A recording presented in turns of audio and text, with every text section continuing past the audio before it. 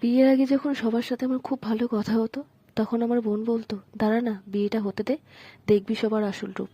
সত্যি কথা বলতে সত্যিই তাই হলো। ভাগ্যিস আমার বিয়েটা হয়েছিল, যার জন্য আমি অনেক মানুষের আসল রূপটা দেখতে পারছি।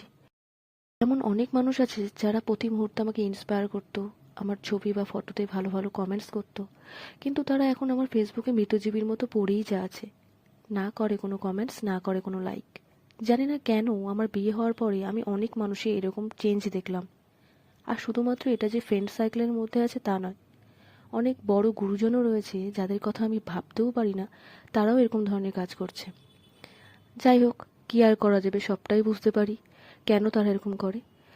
এই সামনেই বসন্ত উৎসব চলে এসেছে, যার জন্য আমি এই নেকলেসটা আর মানে এই গলার হারটা আর এই রিংগুলো বানিয়েছি। তোমাদের কারোর যদি পছন্দ হয়ে গিয়ে থাকে অবশ্যই কিন্তু আমাকে অর্ডার করতে পারো। আমি এই ধরনের কাজ এখনও করছি। বসন্ত উৎসব উপলক্ষে এই হারটা খুব ভালো লাগবে। তোমাদের সবার ভিডিওটা কেমন লাগলো অবশ্যই কিন্তু কমেন্ট করে জানিও। আজকের মতো ভিডিওটা এটুকুই, বাই।